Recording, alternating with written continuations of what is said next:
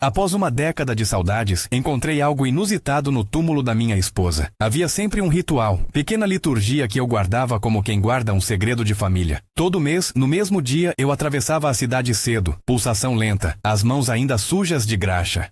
Levava lírios. Ela gostava dos brancos. Dizia que lembravam a cor dos lençóis no dia em que nos conhecemos. Um pedaço de pão que nunca comi no carro, e uma sensação de que, se eu falasse baixo o suficiente, talvez o mundo me devolvesse um pedaço dela em voz.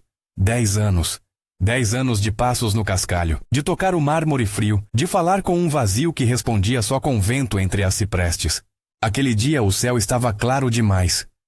O sol batia no mármore e fazia uma claridade que me doía nos olhos. Caminhei devagar, as botas afundando no cascalho, o cheiro do óleo ainda impregnado nas unhas. O vaso que eu segurava nas mãos parecia maior do que eu lembrava. Senti as hastes escorregarem quando cheguei mais perto. Foi então que ouvi o som. Um soluço preso, estranho na quietude do cemitério. Um som vivo, menor que a própria dor, mas impossível de confundir. Vi o vaso tombado no chão, terra se espalhando no mármore, e junto a ele um rapaz curvado, as mãos enterradas no rosto. Não era estranho ver gente mais jovem por ali.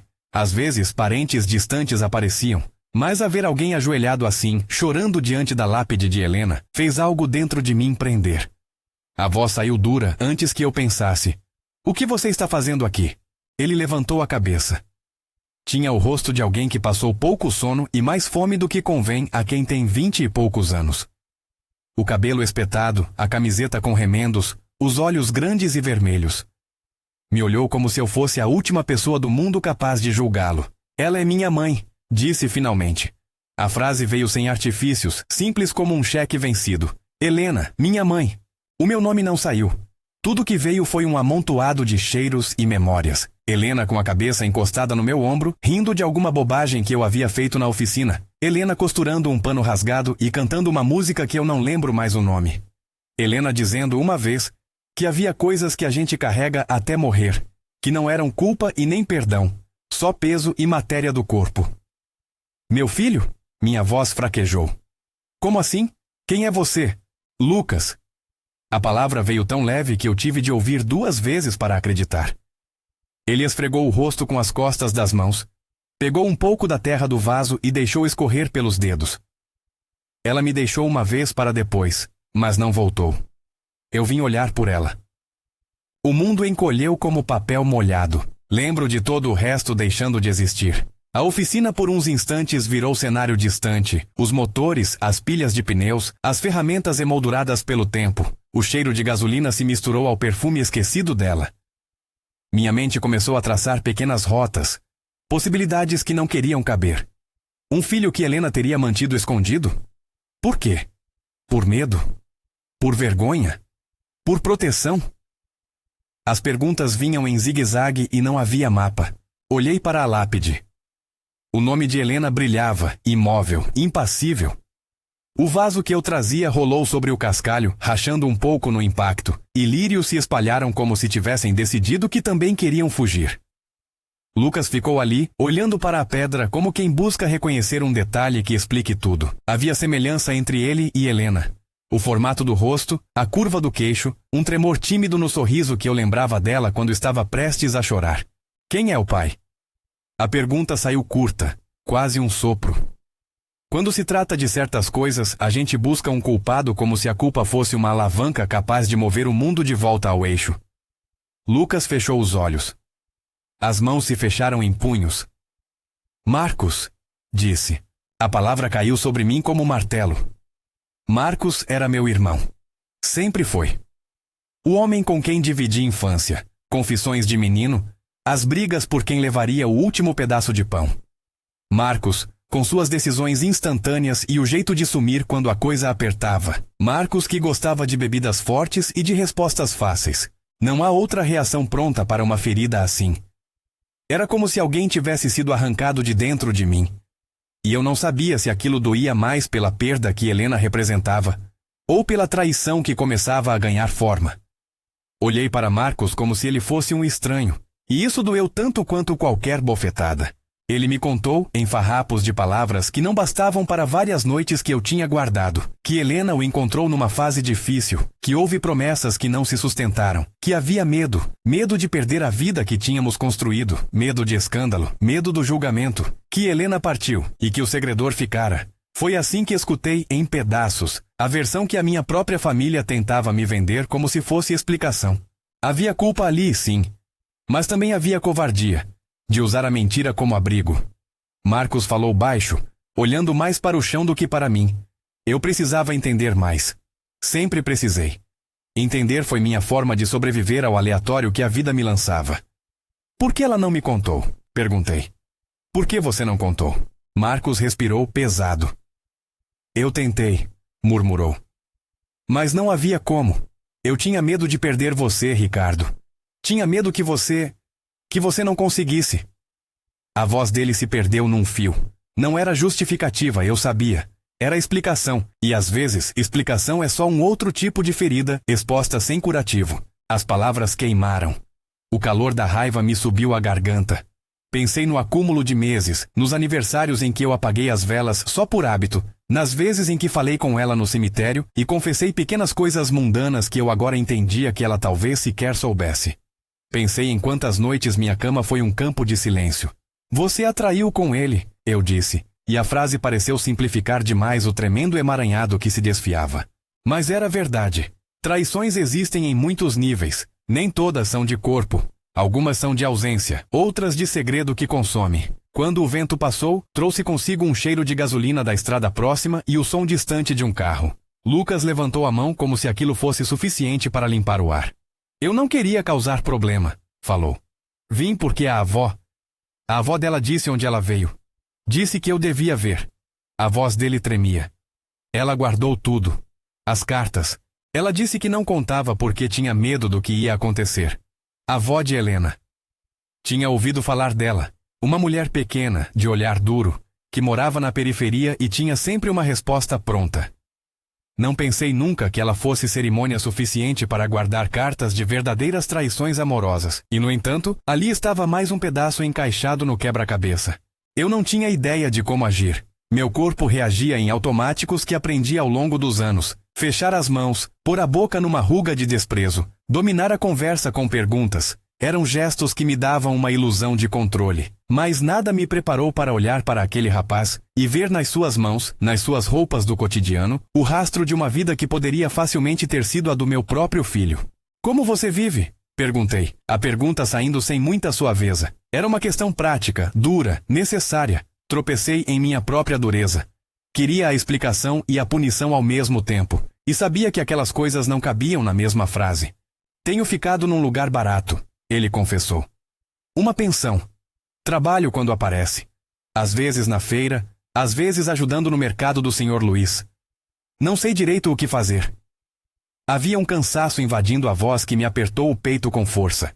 Eu podia ver a mão dele fechar e abrir, como alguém que tenta decidir qual ofício aceitar. Era a face mais crua do segredo. Não apenas a traição em si, mas as consequências palpáveis, concretas, de ter um nome e não ter um lugar seguro para repousar. Por um instante fui o pai que pensei ter sido. Lembrei da primeira vez que segurei a mão de Helena e prometi cuidar. Lembrei dos concertos na oficina entre uma xícara e outra de café. Lembrei de juras que o tempo transformou em reverberações ocas. A promessa de cuidar vinha bateando na minha garganta, mas ela vinha com peso. Eu não sabia ainda se poderia cumprir. Porque ela nunca me falou. Repeti, dessa vez com mais calma. A pergunta não era só sobre ela. Era sobre nós. Sobre como uma relação inteira pode ser costurada com fios que não se sustentam. Lucas não respondeu. Ficou olhando para a lápide, como se buscasse um pedaço de Helena naquele mármore frio. Ela dizia que tinha medo, murmurou depois. Medo de te perder. Medo de que você não aceitasse. E as palavras caíram como explicação e prece ao mesmo tempo. Medo que decide por outro. Medo que prende no esconderijo. Fiquei ali, parado. Um homem com as mãos onde sempre estiveram as minhas ferramentas, sentindo-me pequeno. A raiva era uma panela no lume. Chovia dentro e ninguém via. E eu, que adorava consertar coisas, encontrei-me sem chaves para a fechadura que se abrira. Houve um momento em que eu pensei em sair dali. bater a poeira dele, trazer o vaso intacto para casa, fechar as portas e viver o resto do tempo no baú de memórias que me restara. Era a rota mais simples: ignorar, apagar, manter a aparência de quem seguira em frente. Mas havia outra voz dentro de mim, mais lenta e menos orgulhosa, que dizia que a responsabilidade, essa palavra que parecia sempre ter outra forma quando usada por outros, não se desfazia por nossa vontade. Um menino sem pai precisa mais que raiva e acusações. Antes de decidir qualquer coisa, pedi para conversar. Convidei Lucas para tomar um café, a oferta mais comum e mais humana que consegui fazer naquele momento. Ele hesitou. E quem não hesitaria chegando a um túmulo que guardava a mãe? Mas acabou aceitando. Enquanto caminhávamos para a rua, tive tempo de observar melhor. O garoto tinha um corte na mão esquerda, talvez de trabalho. A calça com remendos, os olhos castanhos que, ao sol, lembravam uma tarde qualquer de outono. Tudo isso me aproximou dele sem que eu soubesse ainda que iria, mais tarde, ter de ser mais do que um estranho que paga um café. No bar da esquina, a dona nos encarou com curiosidade. Especialidade do lugar: café forte e pão na chapa. Sentamo-nos num canto. Lucas mexeu no copo como quem tenta distrair o pensamento. Perguntei pelo Sr. Luiz, pela pensão, pela avó. Ele falou pouco, com frases que deixavam claro que tinha vivido dias longos e noites mais longas ainda. Quando comecei a perguntar sobre a avó de Helena, ele olhou para baixo e disse algo que me prendeu. Ela me protegeu. Disse que, se eu aparecesse um dia lá, era porque eu precisava sair do nada. As palavras vinham carregadas de gratidão e vergonha ao mesmo tempo. Foi ali, naquele bar com cheiro de café queimado, que percebi o tamanho do fio que precisa ser costurado. Não se tratava apenas de traição, era de reconstrução. Eu ouvi a minha voz, que costumava ser firme e direta, e senti que ela mudava. A raiva ainda estava lá. Mas havia também uma sombra de algo que eu havia esquecido. Uma possibilidade. Talvez, pensei, a vida me colocara diante da chance de consertar uma coisa que eu não tinha sabido conservar. Talvez. A palavra soou frágil, mas útil. Saí dali com um combinado de raiva e um plano em forma de ação. Iria conversar com Marcos.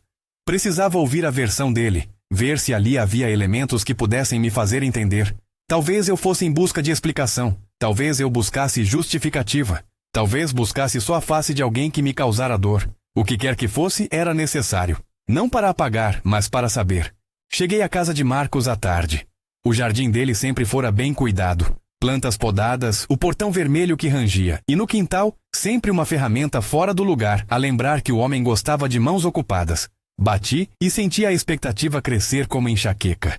A porta abriu. Ele estava menor do que eu lembrava. Havia uma linha de cansaço no rosto, mas o olhar ainda carregava a velocidade de quem sempre tem respostas prontas. Quando pronunciei o nome do filho que ele tinha agora, não meu filho, não ainda, mas um filho que crescia com outro sobrenome, seu rosto fechou. Não usei charme, não uso. Fui direto. Perguntei como isso aconteceu, quando, por quê.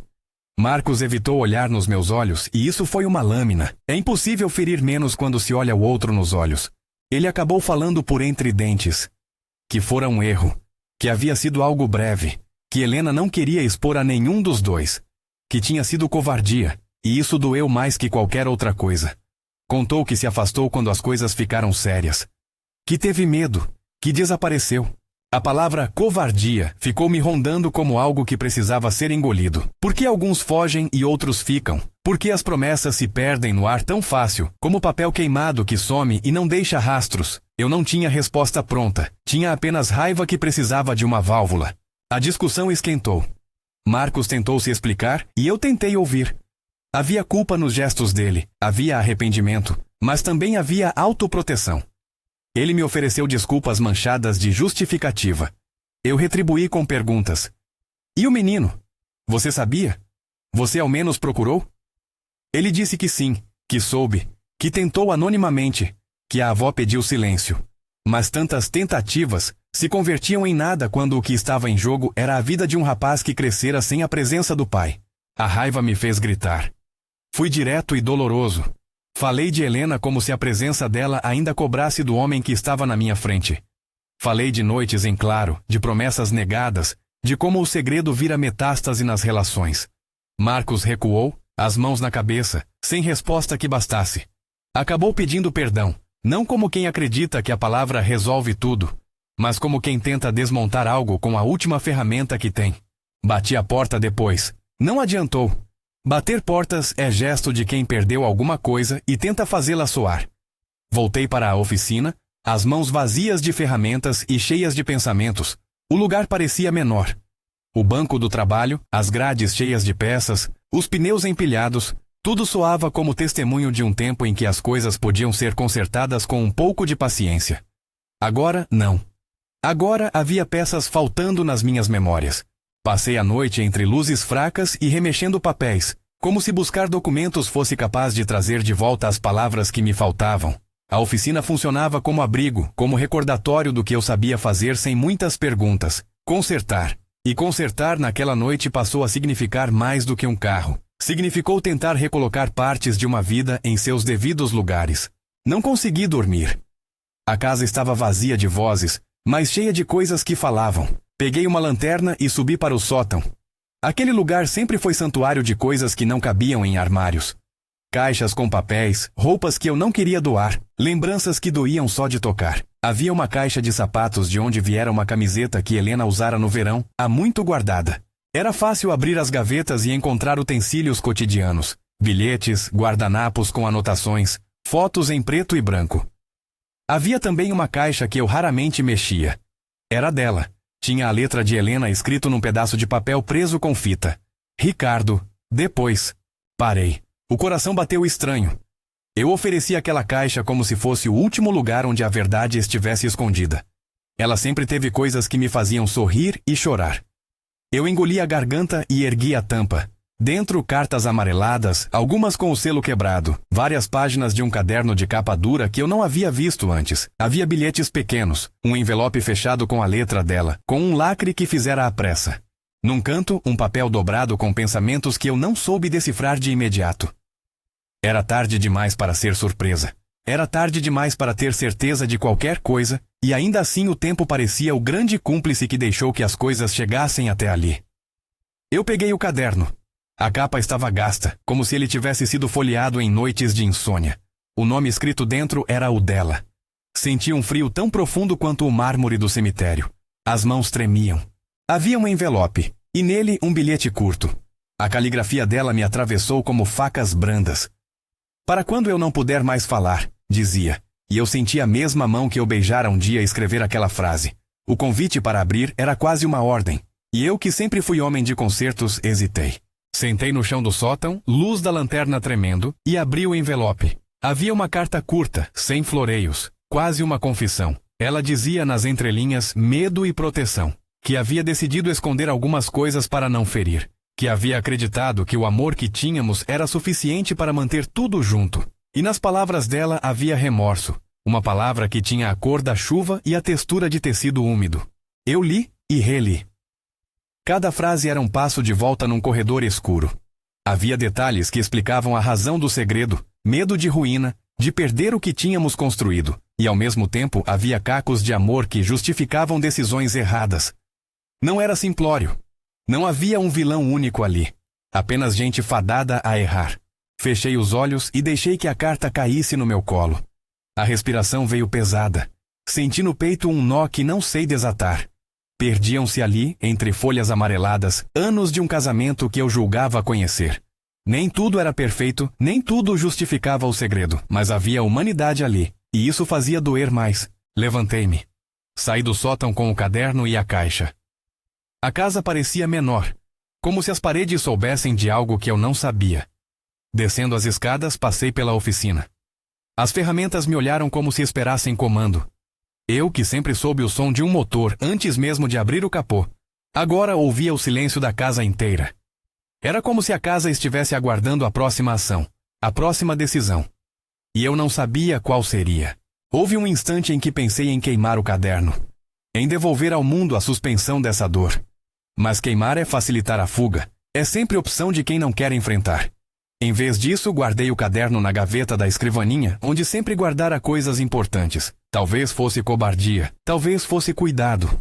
Sabia que não poderia ficar só no silêncio. Havia um rapaz lá fora sem lugar. Um homem que me tornara irmão em uma história que parecia escrita por mãos inconstantes. Eu podia escolher o caminho do orgulho, mas havia também o caminho do ato. E no fim das contas, somos o que fazemos, mais do que aquilo que pensamos. Resolvi que no dia seguinte iria atrás de Lucas. Não para decretar sentenças, nem para buscar respostas fáceis. Iriam ser perguntas duras, decisões duras. Tentei durante horas maquinar planos práticos. Onde poderia arranjá-lo um emprego por um tempo?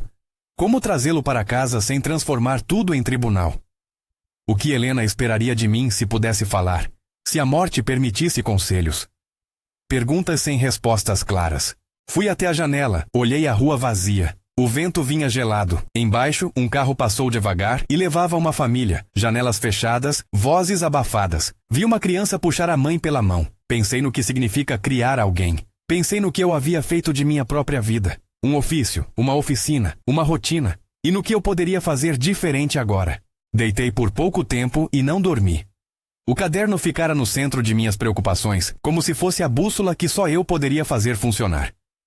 De manhã, levantei cedo, acendi a luz da oficina e comecei a trabalhar, como quem precisa de algum ruído para não afundar nas perguntas. O som dos martelos, das chaves, das peças caindo, me aproximava de alguma forma do que sei fazer. Transformar o que está quebrado em utilizável. As horas passaram entre clientes, serviços e uma inquietação que me seguia entre as engrenagens. À tarde, peguei a chave do carro e fui à pensão onde disseram que Lucas ficava. Era um lugar velho, pintura descascada, portas que rangiam. Entrei e o dono, um senhor que gostava de economizar palavras, olhou para mim com uma mistura de surpresa e curiosidade. Você é do rapaz, disse sem rodeios. Fomos até o quarto de Lucas. Ele estava sentado na cama com as mãos no colo, olhando uma foto que eu não pude ver direito. Levantei a mão num gesto quase paterno e disse: Lucas, preciso falar sério com você. Pode vir comigo até a oficina? Preciso te oferecer algo. Ele me viu com os olhos abertos, cautelosos. Você não quer me mandar embora? Perguntou.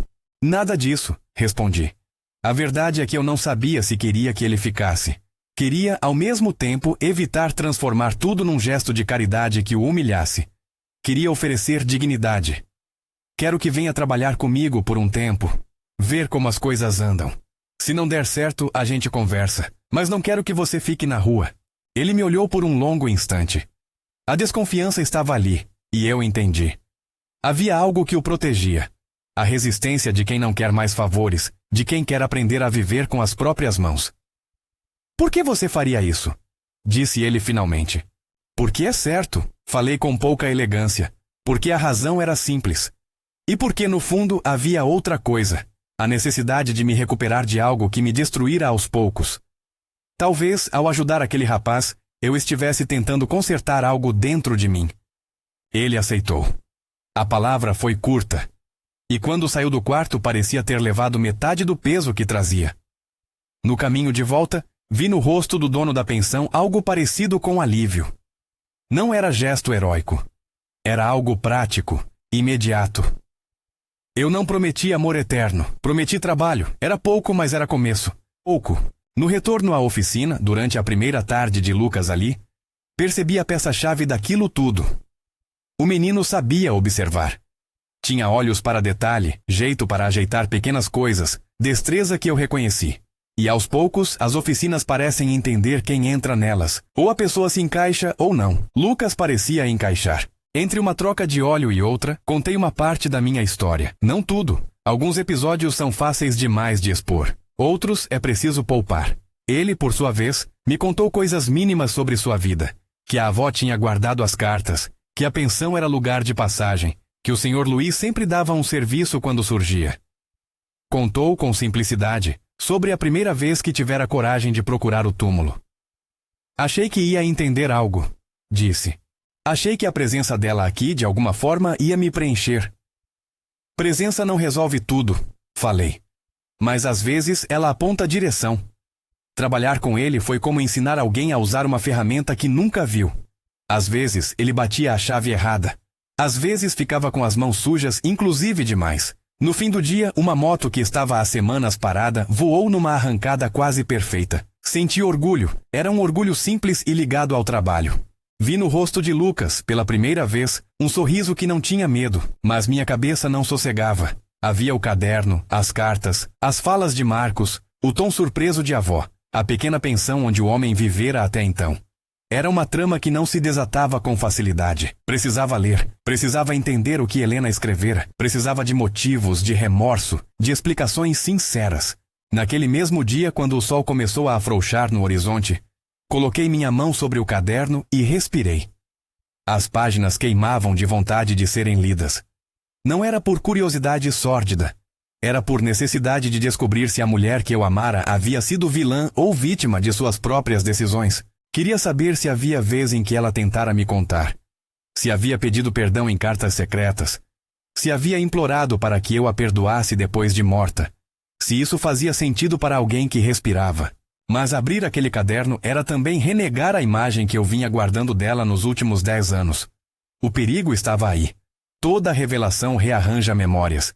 E às vezes a reconstrução exige que se derrube algo que a gente tinha como sabedoria.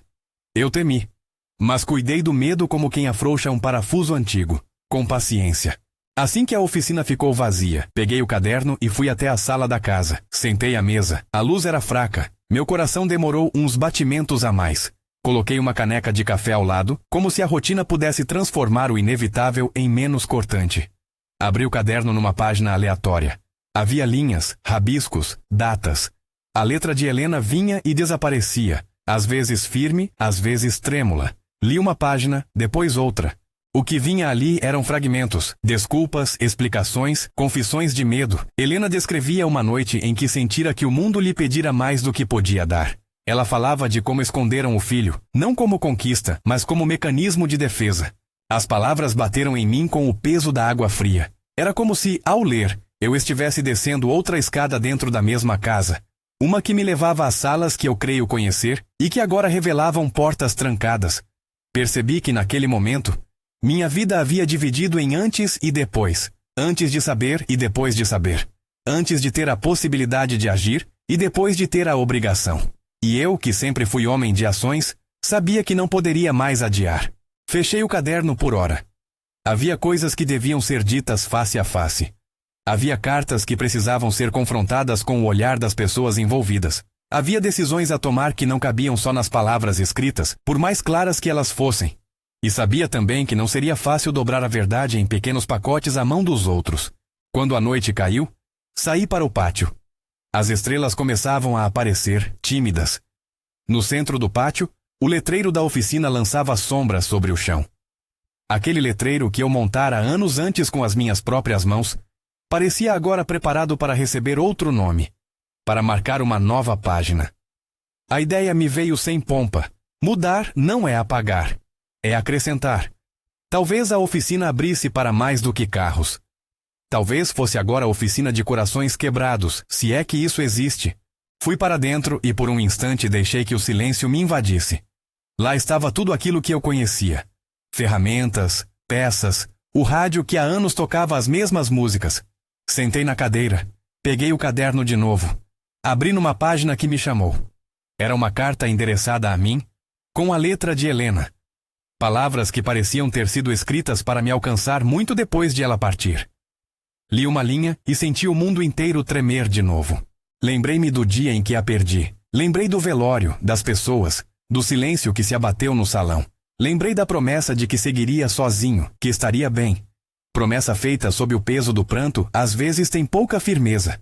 Agora, com esse menino no mundo, e um irmão que me vira as costas com medo e remorso, a promessa se tornara insuficiente. O dia seguinte prometia ser uma confusão de sentimentos e responsabilidades. Eu sabia que tinha que falar com Lucas, com Marcos, com a avó, talvez até com o senhor da pensão. Havia cartas a ler, perguntas a colocar, e uma oficina para manter funcionando. E havia, mais que tudo isso, a necessidade de decidir se eu seria apenas o juiz irado de uma história que me machucou, ou se eu seria parte da reconstrução.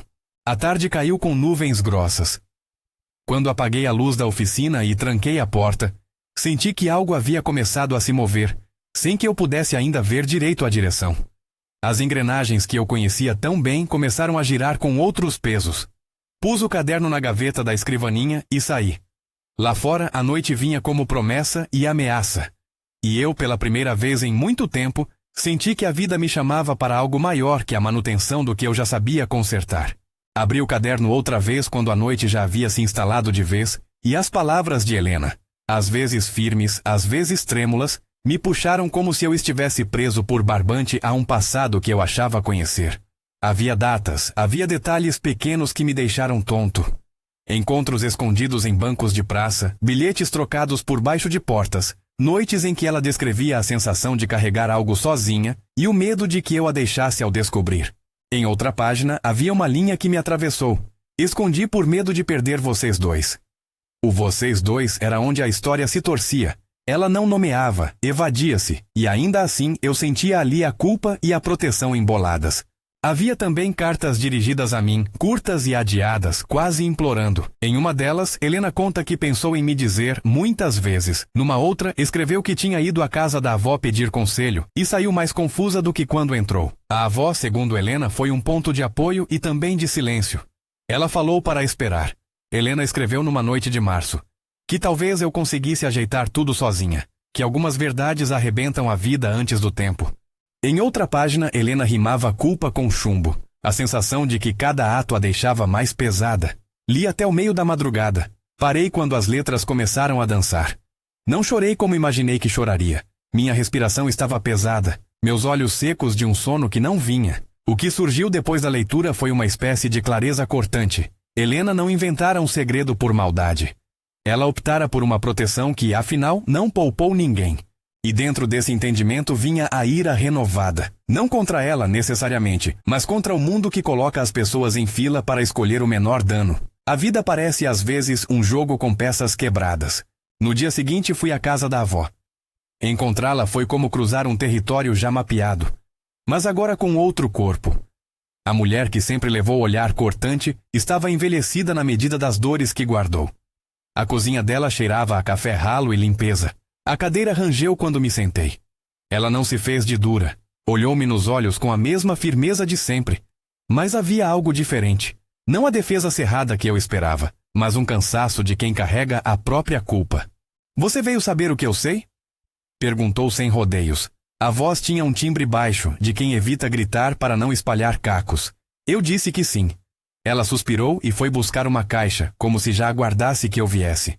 Colocou na minha frente cartas, envelopes amarrados com fio, fotos antigas, muitos papéis com a caligrafia de Helena. Nada do que havia no caderno me surpreendeu tanto quanto ver aquilo organizado, como se alguém tivesse cuidado para preservar a confissão, e ao mesmo tempo protegê-la. Eu guardei porque achei que te poupava, explicou a avó. Helena veio a mim e pediu segredo. Disse que não aguentava ver você sofrer. Eu pensei, se só souber ela, talvez passe. Eu queria proteger o casamento daquele menino que eu via crescer. Não pensei que a proteção viraria abandono. Havia arrependimento nos olhos pequenos dela. Não pediu desculpas com artifícios. Falou com a dura honestidade de quem sabe que o que fez foi erro e que palavras não desfazem. Perguntei por que ela não me contou quando Helena morreu. A resposta foi simples e lenta. Achei que iria te matar com aquilo, Ricardo. E eu tinha medo. Medo de que você ficasse sozinho de verdade. A covardia dessa escolha bateu em mim como um martelo. Não havia herói ali, nem vilão absoluto. Havia gente tomando decisões com as mãos sujas de medo. Pedi as cartas todas. Ela hesitou um momento, depois as entregou como quem põe sementes na mão de alguém que precisa plantá-las. Fiquei ali, olhando para os papéis, pensando no quanto a verdade pesa quando finalmente é posta no colo de alguém.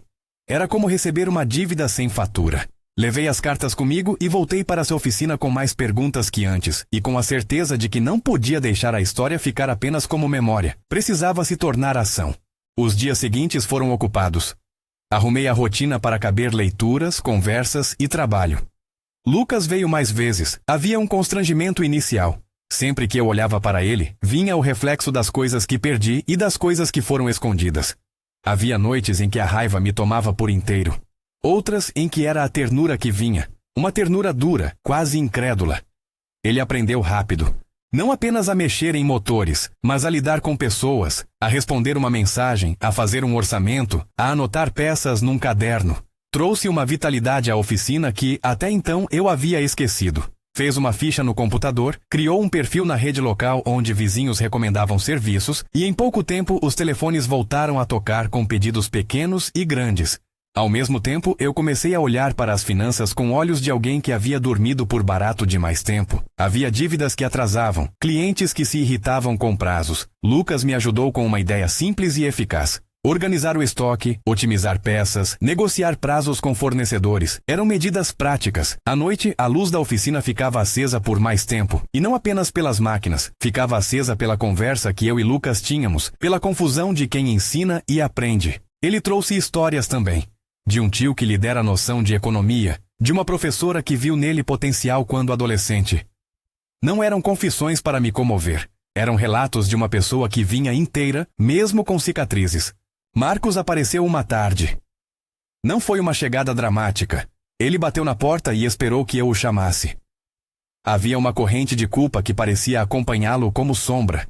Olhava para tudo com a vergonha de quem não merece receber olhar.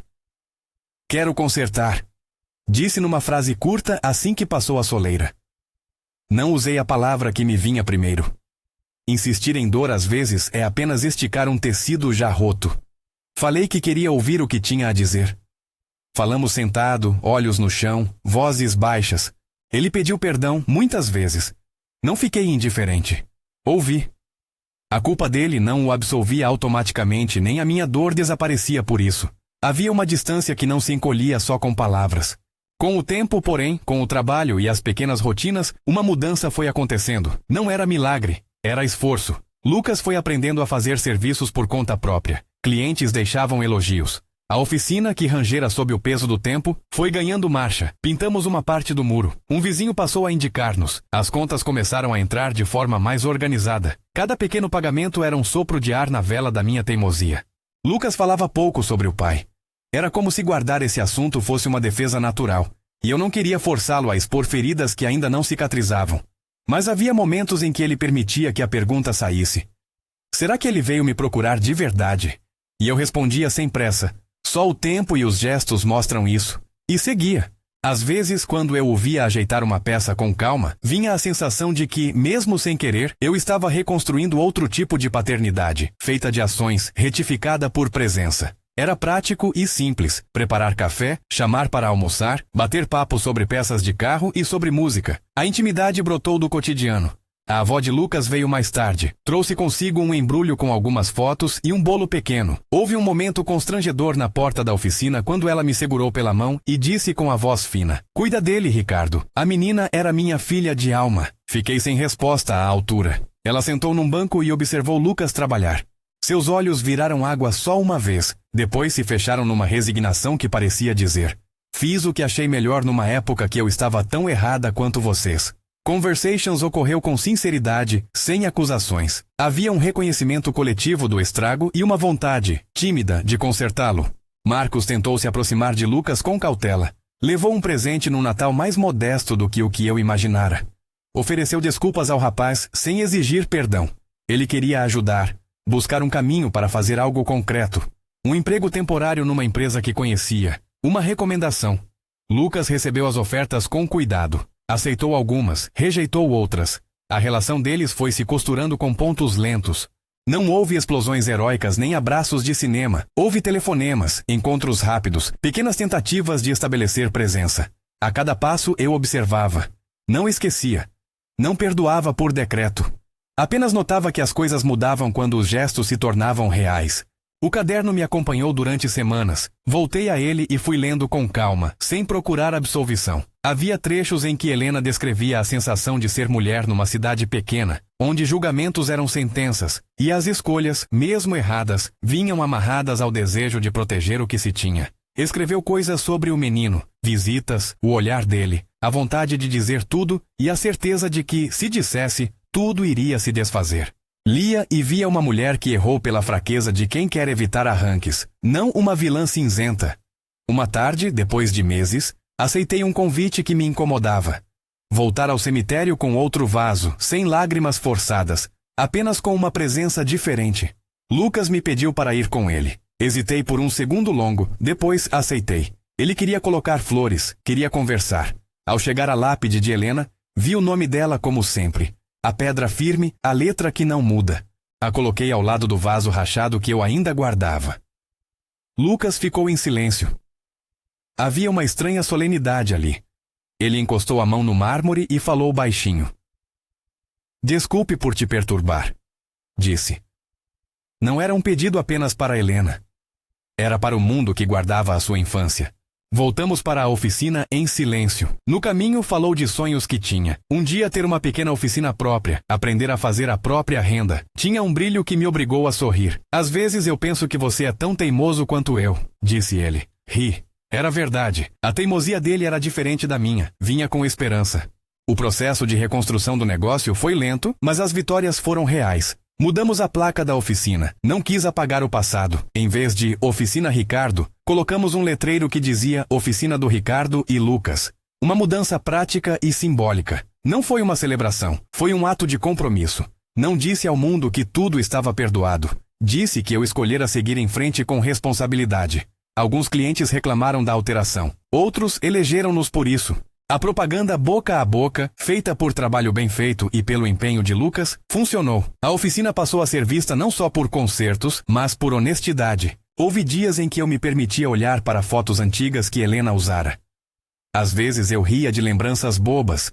Outras, via a dor que a morte e o segredo deixaram.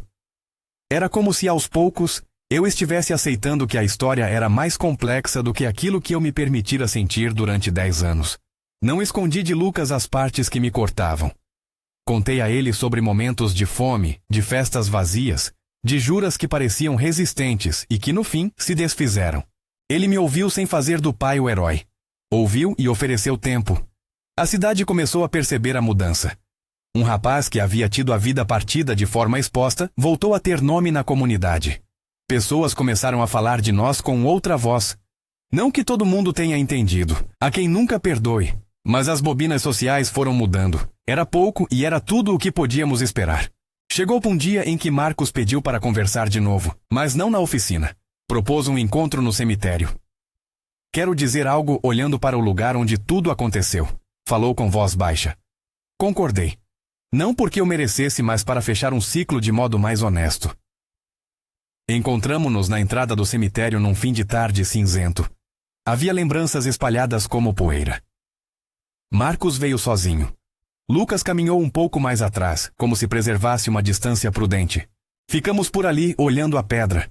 Eu não esperava grandiosas confissões. Esperava que ele dissesse o que já ouvira 1000 vezes. Arrependimento, pedido de desculpas, justificativas. Mas havia algo mais. Uma aceitação do próprio limite. Ele falou de noites em que não dormira. Falou de como fugira para não encarar o estrago. Fui covarde, disse sem rodeios. E não espero que você me perdoe por isso. Não vim pedir perdão como se fosse uma moeda que você deva aceitar. Vim assumir o que devo. Quero assumir parte do cuidado com Lucas, se ele permitir. É pouco, sei. Mas é tudo que consigo dar agora. Lucas ouviu sem zumbidos nos olhos. A resposta dele foi contida. Eu não preciso que você me compense. Preciso que esteja aqui nas pequenas coisas. Havia um recado simples em sua fala. Ações valem mais que palavras. Marcos concordou e prometeu de modo prático procurar um emprego que não o afastasse da cidade. Não houve abraço. Houve um acerto de contas humano, por assim dizer. Reconhecimento do dano, oferta de reparo, aceitação de que nem tudo se cura. A conversa terminou sem fogos de artifício. Para mim, a sensação foi de alívio e não de liberação. Havia paz, mas não perdão automático. Optei por não apontar o dedo, não porque esqueci, porque escolhi uma forma diferente de agir. Percebi que vingança é um fogo que queima quem a carrega. Decidi não mantê-lo aceso. Os meses que se seguiram foram pontuados por pequenos conselhos e trabalhos. Lucas cresceu no ofício e na cidade. Trouxe uma namorada, depois, com quem dividia um jeito novo de arrumar as coisas. Eu via neles a capacidade de recomeço e me permitia, com cautela, sentir orgulho. Não o orgulho de quem se sente completo, mas o orgulho de quem olha e reconhece crescimento. Houve momentos difíceis. Às vezes eu acordava no meio da noite com o rosto de Helena na mente e a pergunta, e se eu tivesse sabido antes? Outras vezes, a lembrança se transformava em cuidado. Como eu poderia honrar a memória de uma mulher que errou, mas que também amou? Parte da resposta foi continuar vivendo, sem apagar.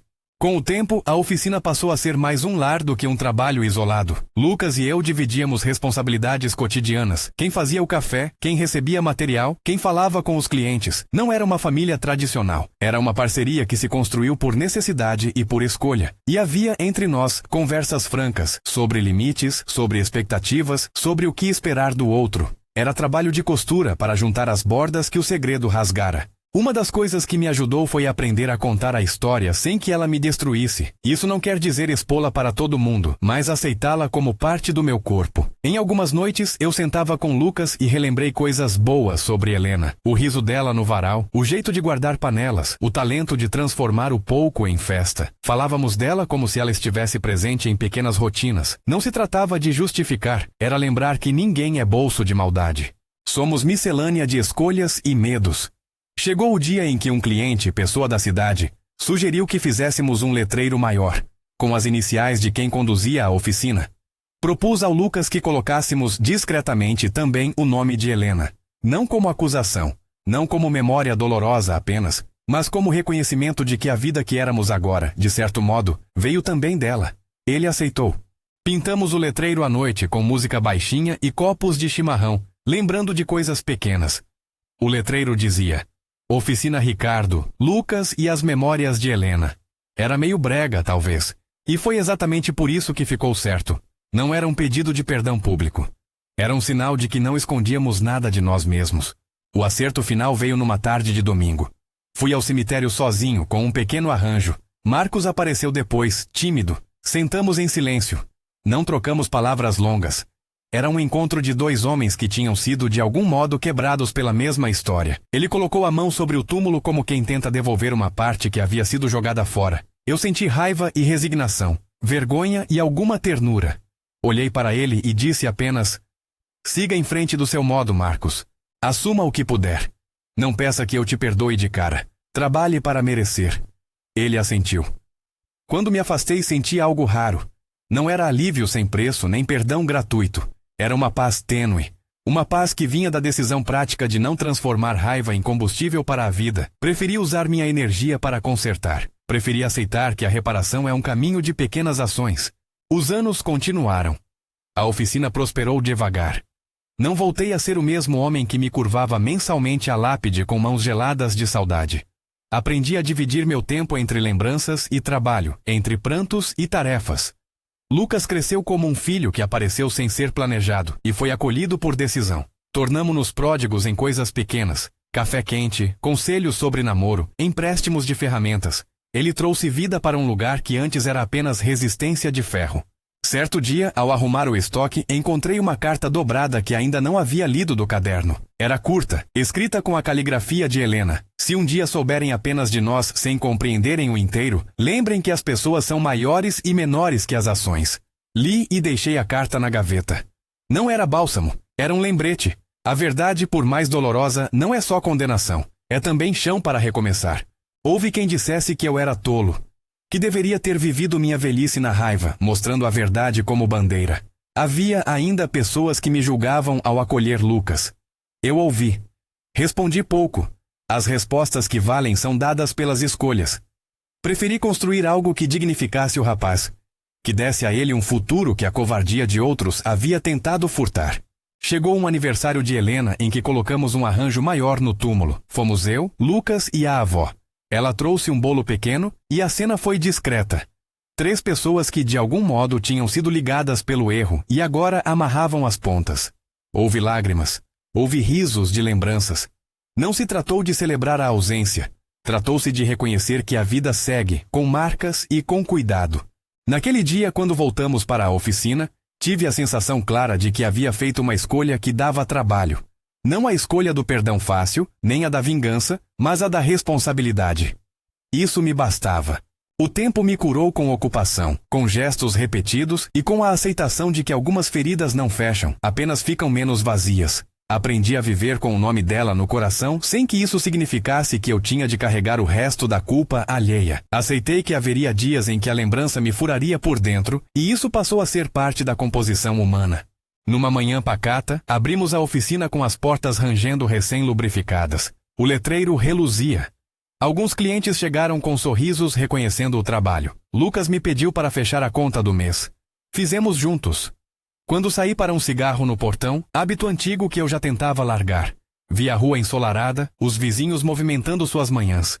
Pensei em tudo que havia ocorrido desde o vaso caído no cemitério, em tudo que havia sido escondido, confessado, reparado, em tudo que ainda poderia ser melhor. Eu não disse a mim mesmo que havia perdoado tudo. Não havia absolvição total. Havia, isso sim, uma paz de decisões. Escolher cuidar em vez de ferir, escolher trabalho em vez de punição, escolher criar ao invés de apenas culpar. A vida que me restou era paradoxalmente mais larga. Havia espaço para erro e para esforço. Havia também um jovem ao meu lado com mãos firmes e olhos atentos. À noite, quando fecho a oficina, passo pela prateleira onde guardo o caderno entre outras coisas. Às vezes ainda abro para ler uma linha e lembro da mulher que conheci. Seus risos, suas fraquezas, suas cartas. Não quero apagar o passado. Quero aprender com ele. E se alguém um dia me perguntar como tudo terminou, direi: terminou com um vaso rachado, com um caderno aberto, com a chegada de um rapaz que tinha direito a um lar, com o meu irmão assumindo, aos poucos, suas faltas. Terminou com uma oficina que passou a ter outros nomes e com a minha opção por paz sem consagração fácil. Não há finais inventados aqui. Há uma vida que mudou porque eu decidi que iria fazer algo concreto com a verdade. Pode não ser heróico. É apenas humano. Se esta história tocou você de alguma forma, compartilhe com alguém que valorize recomeços e diga o que faria numa situação parecida. A vida exige escolhas. Às vezes, o maior gesto é simplesmente aparecer e cuidar.